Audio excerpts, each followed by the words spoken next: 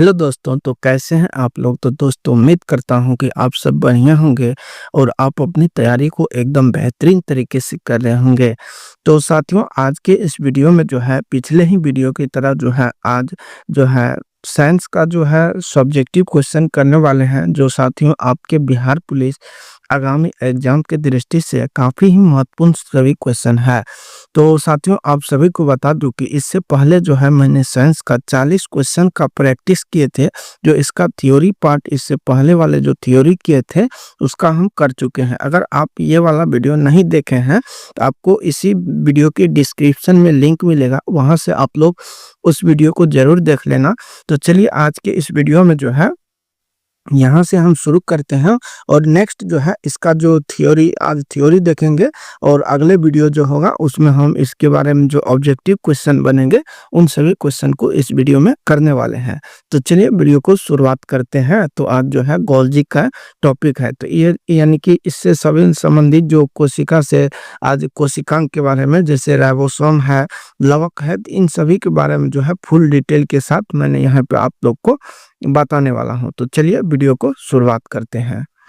तो साथियों क्वेश्चन है कि गोल्जी काय की खोज जो है किसने किया था।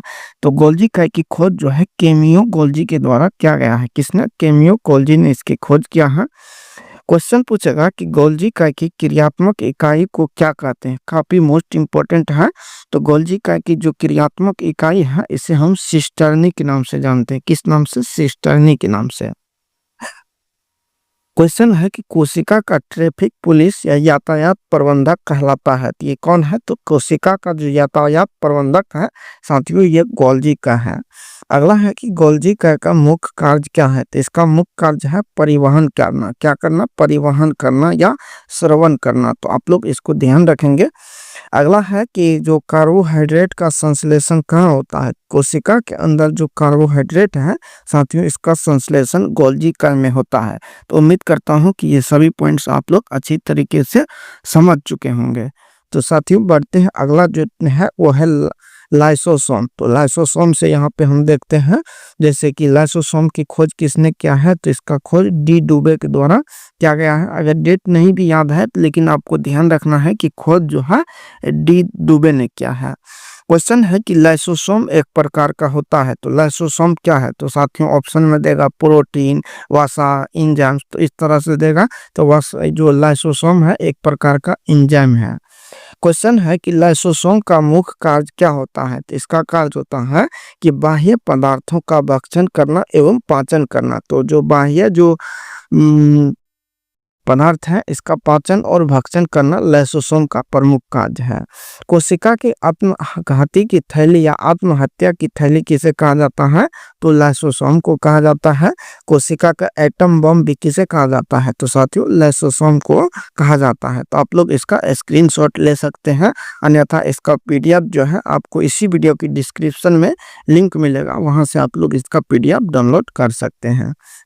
अगला है साथियों राइबोसोम है। काफी मोस्ट इंपोर्टेंट है कि राइबोसोम। तो राइबोसोम की खोज जो है इसकी किसके द्वारा किया गया है। तो प्लेड के द्वारा, प्लेडे के द्वारा किया गया है। राइबोसोम बने होते हैं। तो राइबोसोम किसका? तो आरएनए और प्रोटीन के बने होते हैं। किसके? आरएनए और प्रोटीन के। क्वेश्चन है कि राइबोसोम का निर्माण होता है कहाँ। तो किसके द्वारा? तो केंद्रिका के द्वारा इसका निर्माण होता है। किसके द्वारा? केंद्रिका के द्वारा। क्वेश्चन है कि राइबोसोम कितने प्रकार के होते हैं। तो राइबोसोम दो प्रकार के होते हैं, 70S राइबोसोम एवं 80S राइबोसोम। तो इसको ध्यान रखेंगे। साथियों क्वेश्चन है कि प्रोकैरियोटिक कोशिका में जो राइबोसोम पाए जाते हैं वो कौन सा है। तो प्रोकैरियोटिक कोशिका में 70S राइबोसोम और यूकैरियोटिक कोशिका में जो राइबोसोम पाए जाते हैं वो राइबोसोम है 80S। तो आप लोग इनको ध्यान रखेंगे। चलिए आगे देखते हैं। क्वेश्चन है कि प्रोटीन का संश्लेषण होता है तो कहाँ। तो प्रोटीन का संश्लेषण कोशिका के अंदर राइबोसोम द्वारा होता है। किसके द्वारा? राइबोसोम के द्वारा प्रोटीन का संश्लेषण होता है।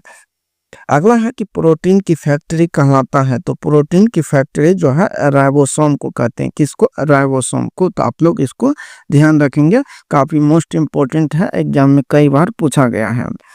तो यहाँ लवक से जो क्वेश्चन है, यहाँ देखिए कि लवक पाया जाता है, तो लवक जो है केवल पादप में पाया जाता है। कहाँ? तो केवल पादप कोशिका में ही लवक पाया जाता है।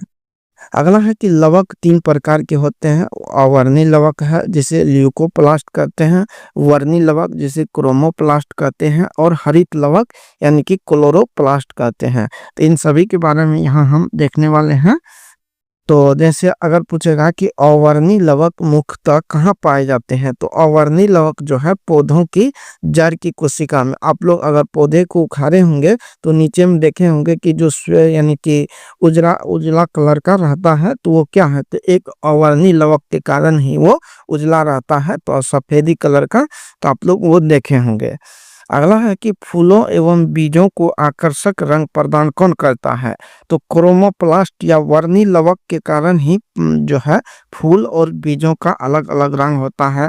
जैसे कि टमाटर का रंग जो होता है, इसी तरह प्याज में जो है रंग होता है। तो यानी कि रंग जो आप देखते हैं कोई फल या फूल में, तो वो किसके कारण होता है, तो ये क्रोमोप्लास्ट के कारण होता है। यहाँ पे हम देखेंगे कि इसमें किस लवक के कारण कौन सा रंग होता है। अगला क्वेश्चन है कि पौधों की पत्तियों का रंग हरा होता है किसके कारण, तो हरा रंग अगर पूछेगा तो केवल वह यानी कि हरित लवक के कारण ही हरा रंग होता है। हरित लवक को ही हम क्लोरोप्लास्ट कहते हैं। तो आप ध्यान रखिएगा, वे पत्तियों का हरा रंग हरित लवक के कारण होता है। अगला है कि पत्तियों का पीला रंग किसके कारण होता है, तो कैरोटीन के कारण। किसके कारण? कैरोटीन के कारण। दूध का भी पीला रंग किसके कारण होता है, तो पीला रंग जो है दूध का कैरोटीन के कारण होता है। अगला क्वेश्चन है कि पर्णहरित यानी कि क्लोरोफिल में उपस्थित धातु कौन सा है, काफी मोस्ट इंपोर्टेंट है। तो जो क्लोरोफिल है इसमें जो धातु है उसका नाम साथियों है मैग्नीशियम। क्या है? मैग्नीशियम को आप लोग ध्यान रखेंगे। चलिए बढ़ते हैं अगले क्वेश्चन की ओर। क्वेश्चन है कि प्रकाश संश्लेषण में सहायक होता है, तो प्रकाश संश्लेषण में जो सहायक होता है वो है हरित लवक। कौन है? हरित लवक क्लोरोप्लास्ट है। अगला है कोशिका का रसोई घर किसे कहा जाता है, तो कोशिका का रसोई घर हरित लवक को कहा जाता है, क्योंकि इसी के कारण ही पौधा जो है अपना भोजन बना पाता है। किसके कारण? हरित लवक के कारण। क्वेश्चन है कि टमाटर में लाल रंग का कारण क्या है, तो टमाटर में जो लाल रंग है ये लाइकोपीन के कारण होता है। क्वेश्चन है कि हल्दी का पीला रंग किसके कारण होता है, तो ये ज़ैंथोफिल के कारण। किसके कारण? हल्दी का पीला रंग ज़ैंथोफिल के कारण। तो आप लोग इनको ध्यान रखेंगे साथियों। क्वेश्चन है कि पपीता में जो है पीला रंग किसके कारण होता है, तो केरिका जेंथिन के कारण। किसके कारण? केरिका जेंथिन के कारण पपीता का रंग पीला होता है। सेब का रंग लाल होता है, इसका कारण है एंथोसाइनिन। क्या है? एंथोसाइनिन के कारण सेब का रंग क्या होता है? लाल होता है। मिर्च में लाल रंग किसके कारण होता है, तो कैप्सेथिन के कारण। कैप्सेथिन के कारण जो है मिर्च का रंग लाल होता है।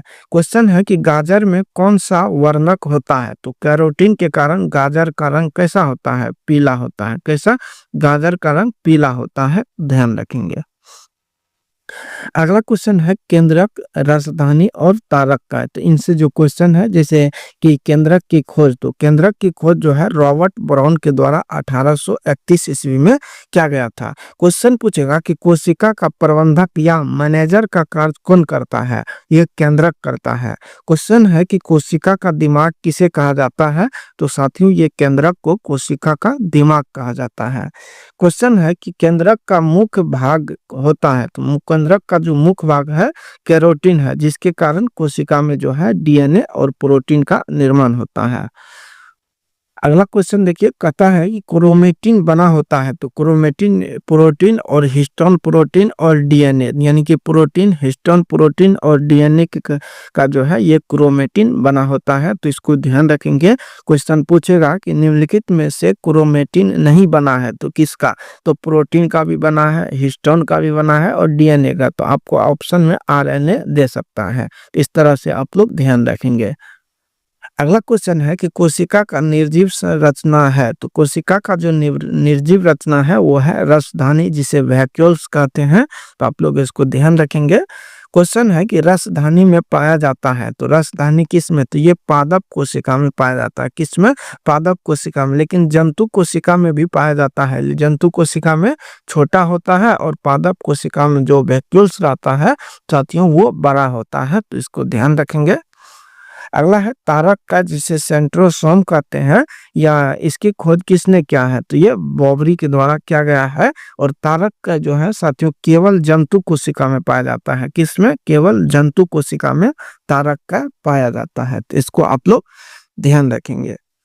आइए अगला क्वेश्चन है कोशिका विभाजन से। तो देखिए कोशिका विभाजन से जो बनेगा वो है कि केंद्रक विभाजन की क्रिया क्या कहलाती है, तो केंद्रक की जो विभाजन की क्रिया है साथियों इसे हम कहते हैं कैरियोकाइनेसिस। क्या कहते हैं, कैरियोकाइनेसिस कहते हैं। तो इसको ध्यान रखिएगा कि केंद्रक विभाजन की क्रिया को कैरियोकाइनेसिस कहते हैं। क्वेश्चन है कि समसूत्री विभाजन जिसे मिटोसिस होता है, तो समसूत्री विभाजन किस कोशिका में होता है, तो साथियों ये कायिक कोशिका में होता है। किस कोशिका में, कायिक कोशिका में होता है। क्वेश्चन है कि अर्धसूत्री विभाजन किस कोशिका में होता है, तो ये लैंगिक जनन कोशिका में जो है अर्धसूत्री विभाजन होता है। और असूत्री विभाजन यानी कि जीवाणु कोशिका में होता है। तो यहाँ से साथियों आप लोग ध्यान रखेंगे कि कोशिका विभाजन 3 प्रकार से होता है, एक समसूत्री विभाजन, अर्धसूत्री विभाजन और असूत्री विभाजन। समसूत्री विभाजन जो है कायिक कोशिका में होता है, अर्धसूत्री विभाजन लैंगिक कोशिका में होता है, और जो है असूत्री विभाजन जीवाणुओं की कोशिका में होता है। तो उम्मीद करता हूं कि ये सभी पॉइंट्स आप लोग को ध्यान में आ चुका होगा। तो साथियों चलते आगे देखते हैं कि समसूत्री विभाजन की खोज जो है इसका खोज किसने किया था, तो वाल्टर फ्लेमिंग को ध्यान रखेंगे कि समसूत्री विभाजन की खोज वाल्टर फ्लेमिंग ने किया था। और जो असूत्री विभाजन है इसकी खोज फार्मर एवं मुरे के द्वारा किया गया था। किसके द्वारा, फार्मर एवं मुरे के द्वारा असूत्री अर्धसूत्री विभाजन की खोज किया गया था। तो इसको आप लोग ध्यान रखेंगे। चलिए बढ़ते हैं अगले क्वेश्चन की ओर, जैव विकास। तो साथियों जैव विकास जो है कि क्वेश्चन है कि प्राकृतिक वर्ण का सिद्धांत काफी मोस्ट इंपोर्टेंट है। तो प्राकृतिक वर्ण का सिद्धांत जो है ये चार्ल्स डार्विन के द्वारा दिया गया था। क्वेश्चन पूछेगा कि उत्परिवर्तन का सिद्धांत काफी मोस्ट इंपोर्टेंट है। तो उत्परिवर्तन का सिद्धांत जो है ये ह्यूगो डी ब्रिज ने दिया था। किसने, ह्यूगो डी ब्रिज ने उत्परिवर्तन का सिद्धांत दिया था। क्वेश्चन पूछेगा कि नेचुरल सिलेक्शन या प्राकृतिक चयन का सिद्धांत किसने दिया था, तो ये भी डार्विन ने दिया था। किसने, डार्विन ने। क्वेश्चन है कि विकास का सिद्धांत किसने दिया था, तो चार्ल्स यानी कि ये भी डार्विन ने दिया था। डार्विन का सिद्धांत याद रखेंगे, प्राकृतिक वर्ण का सिद्धांत, नेचुरल सिलेक्शन ये का सिद्धांत और विकासवाद का सिद्धांत ये डार्विन का है। लेकिन उत्परिवर्तन का सिद्धांत किसने दिया है, तो ह्यूगो डी ब्रिज ने दिया है। तो इसको आप लोग ध्यान रखना। अगला क्वेश्चन है कि अनुवांशिकी से, तो अनुवांशिकी का पिता जो है किसे कहा जाता है, तो ये जनक या पिता जो है ग्रेगर जॉन मेंडल को कहा जाता है। अनुवांशिकी के अध्ययन को हम जेनेटिक्स कहते हैं, तो इसको ध्यान रखेगा। और इसके पिता को हम ग्रेगर जॉन मेंडल को जानते हैं। अगला क्वेश्चन देखिए, क्वेश्चन है कि अनुवांशिक संबंधी प्रयोग के लिए मेंडल ने किस पौधे का चुनाव किया था। काफी मोस्ट इंपोर्टेंट है, कई एग्जाम में पूछा गया है साथियों। ये पौधा था मटर पौधा था। क्वेश्चन है कि अनुवांशिकता के विज्ञान को हम अनुवांशिकी या जेनेटिक्स कहते हैं, तो ऐसा किसने कहा था, तो ये डब्ल्यू वाटसन ने कहा था। किसने, अनुवांशिकता के विज्ञान को अनुवांशिकी या जेनेटिक्स किसने कहा था, तो ये डब्ल्यू वाटसन ने कहा था। तो इसको ध्यान रखेंगे। क्वेश्चन है कि जेनेटिक्स शब्द का प्रयोग सर्वप्रथम किसने किया था, तो ये भी डब्ल्यू वाटसन के द्वारा जो है जेनेटिक्स शब्द का सर्वप्रथम प्रयोग किया गया था। अगला है कि अनुवांशिकी उत्परिवर्तन होता है, तो अनुवांशिकी उत्परिवर्तन जो है साथियों ये कहाँ होता है, तो क्रोमोसोम में होता है। कहाँ होता है, क्रोमोसोम में होता है। तो इसको आप लोग ध्यान रखेंगे। चलिए देखते हैं अगले क्वेश्चन की ओर। क्वेश्चन यहाँ पे है कि अनुवांशिक की मूल इकाई क्या है, तो अनुवांशिक की जो मूल इकाई है साथियों वो क्या है, तो जीन है। अगला है जीन शब्द का प्रयोग सर्वप्रथम किसने किया था? तो ये जीन शब्द का प्रयोग जो है जोहानसन के द्वारा 1909 ईस्वी में किया गया था। कब? तो जोहानसन के द्वारा 1909 ईस्वी को ध्यान रखेंगे। अगला है जीन जो है अवस्थित होता है। तो जीन कहाँ अवस्थित आता है साथियों? ये गुणसूत्र में रहता है। कहाँ रहता है? गुणसूत्र में रहता है, तो इसको ध्यान रखेंगे। अगला है कि एक जीन एक एंजाइम सिद्धांत का प्रतिपादन किसने किया था? काफी मोस्ट इंपॉर्टेंट है। तो एक जीन एक जो है सिद्धांत जो है बीडल एवं टाइटम के द्वारा दिया गया था। किसके द्वारा? बीडल एवं टाइटल, ध्यान रखिएगा। टाइटम है, टाइटल को ध्यान रखेंगे। आइए अगला क्वेश्चन है कि गेमिट शुद्धता का नियम जो है, गेमिट शुद्धता का नियम का प्रतिपादन किसने किया था? तो साथियों ये मेंडल के द्वारा गेमिट शुद्धता का नियम दिया गया था। तो आप लोग मेंडल को ध्यान रखना। अगला है कि जीवन की उत्पत्ति किस काल में हुई थी? तो साथियों ये प्री कैम्ब्रियन काल में जो है जीवन की उत्पत्ति हुई थी। तो आप लोग प्री कैम्ब्रियन काल को यहाँ पे ध्यान रखेंगे। अगला क्वेश्चन देखिए, क्वेश्चन है कि अनुवांशिक गुणसूत्र का वाहक होता है। तो अनुवांशिक जो है गुणसूत्र ही अनुवांशिक, यानी कि अनुवांशिक गुणों का वाहक कौन होता है? तो ये गुणसूत्र होता है, तो इसको ध्यान रखेंगे। अगला क्वेश्चन है कि गुणसूत्र या क्रोमोसोम की खोज किसके द्वारा किया गया था? तो ये स्टारबर्ग के द्वारा किया गया था 1875 ईस्वी में। किसके द्वारा? स्टारबर्ग के द्वारा 1875 ईस्वी में।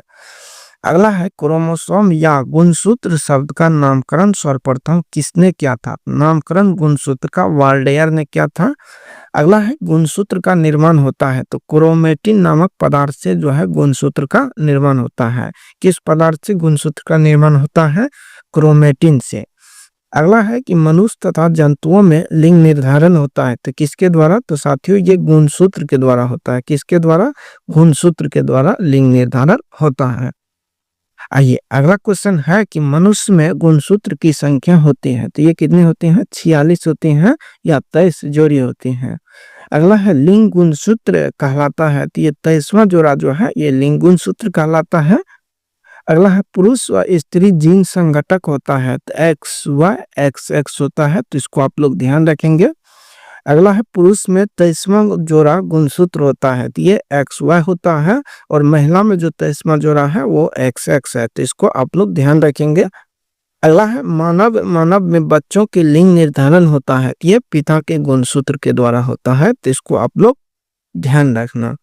अगला क्वेश्चन है कि एक लड़का अपने पिता से विरासत में गुणसूत्र प्राप्त करता है 22+Y गुणसूत्र। कौन? 22+Y, तो इसको आप लोग ध्यान रखेंगे। अगला है न्यूक्लिक एसिड से। तो साथियों न्यूक्लिक अम्ल की अगर बात करें तो इसकी खोज जर्मन वैज्ञानिक फ्रेडरिक जो मिशर है इसके द्वारा किया गया है। अगला है न्यूक्लिक अम्ल का निर्माण होता है। तो न्यूक्लियोटाइड से होता है। किससे? न्यूक्लियोटाइड से होता है। अगला है दो न्यूक्लिक अम्ल कौन कौन से हैं? तो आरएनए और डीएनए जो है ये न्यूक्लिक एसिड है। जैसे राइबोज न्यूक्लिक एसिड और deoxy ribose nucleic acid RNA और डीएनए का पूरा फुल फॉर्म होता है, तो इसको आप लोग ध्यान रखेंगे। अगला है आरएनए का पूर्ण रूप है तो राइबो न्यूक्लिक एसिड है, और डीएनए का full form deoxy ribo nucleic acid है। तो ये आप सबको पता होगा साथियों।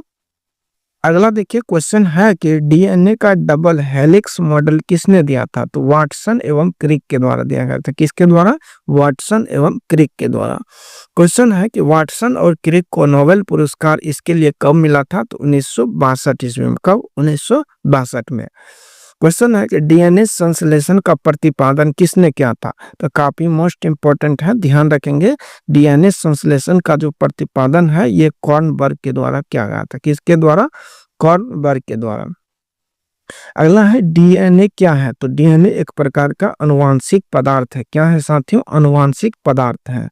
क्वेश्चन है डीएनए का मुख्य कार्य है। तो इसका कार्य है प्रोटीन का संश्लेषण, प्रोटीन संश्लेषण को नियंत्रित करना और आनुवंशिक क्रियाओं का संचालन करना। इसको आप लोग ध्यान रखेंगे। तो साथियों ये सारे क्वेश्चन था, इसका जो थ्योरी पार्ट है वो अगले वीडियो में मैं आप सबको बताने वाला हूँ। जो थ्योरी तो यहाँ पे हम कर चुके हैं, जो इसका ऑब्जेक्टिव क्वेश्चन है जो इससे आगे वीडियो आएगा, इससे जो भी ऑब्जेक्टिव क्वेश्चन बनेगा उन सभी क्वेश्चन को करेंगे। साथियों होता है क्या कि अगर हम थ्योरी पढ़ते रहेंगे तो उससे हमको कोई फायदा नहीं है, लेकिन अगर उसका क्वेश्चन भी प्रैक्टिस करते रहेंगे तो यहाँ पे हमको काफी ही हेल्प मिलेगा। इसीलिए इसका क्वेश्चन भी प्रैक्टिस अगले वीडियो में करेंगे। तो साथियों कैसा रहा कमेंट बॉक्स में जरूर बताइएगा। तो थैंक यू, जय हिंद।